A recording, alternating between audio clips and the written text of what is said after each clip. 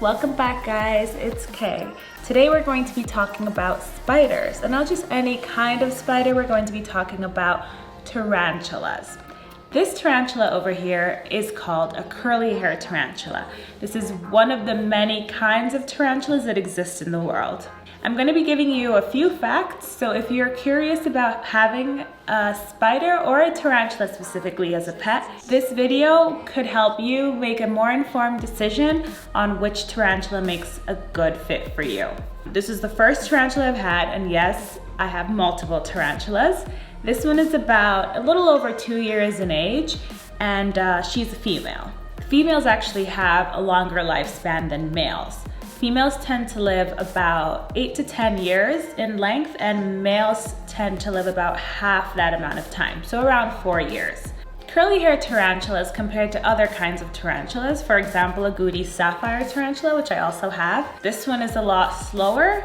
Goody sapphires, on the other hand, are a lot faster and actually are arboreal types of spiders. So say you have a lot of experience with tarantulas, I would recommend to go more towards a Goody sapphire because those are really cool looking, like bright blue and yellow colors. They're faster and they're exciting. This tarantula is a lot slower, a lot more calm. So if it's like your first time ever owning a spider, I would definitely recommend a curly hair.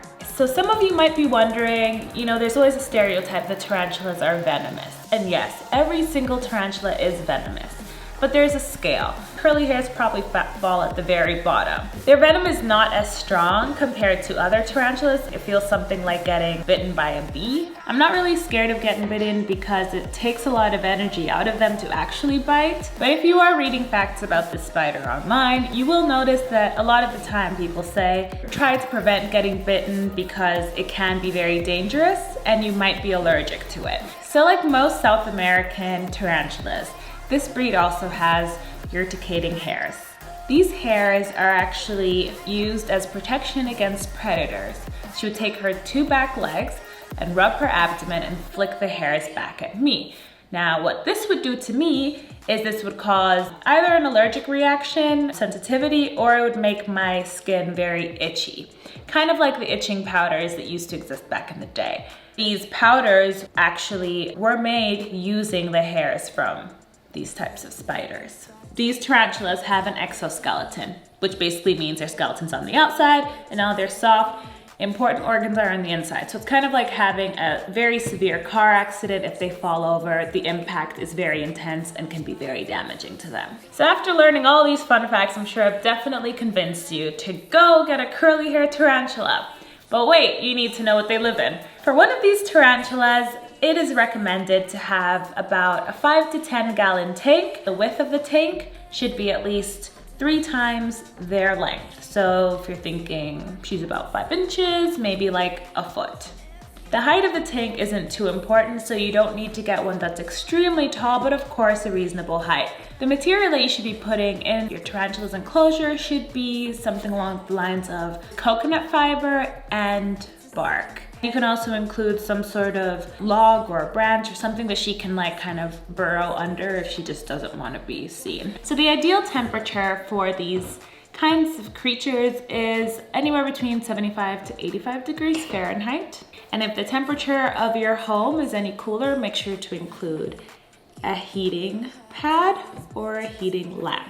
Another thing that's very important is to ensure that you keep the humidity at an adequate percentage. So anywhere between 60 to 75%. Oh, there she goes.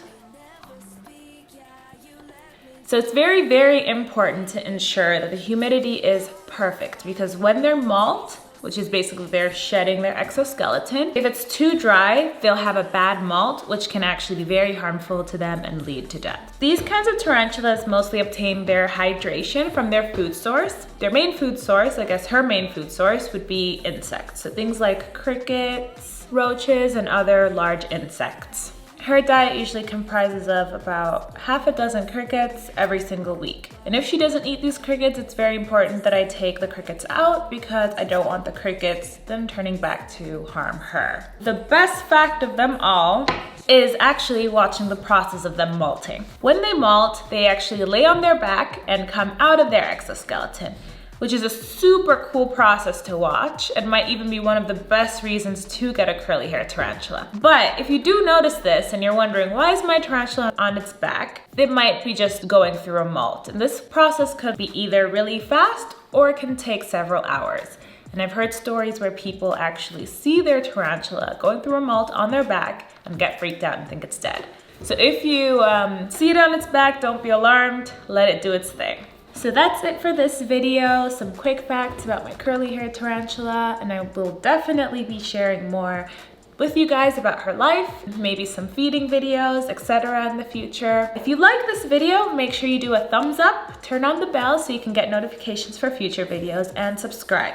Also, follow me on Instagram, send me messages, because I would love to connect with each of you more personally. Thanks for watching again. Bye. And that for me, 'cause I keep chasing the Maserati with no brain but a hot body. For you to call, you never speak, yeah, you let me fall. You made me weak, you tore me all apart.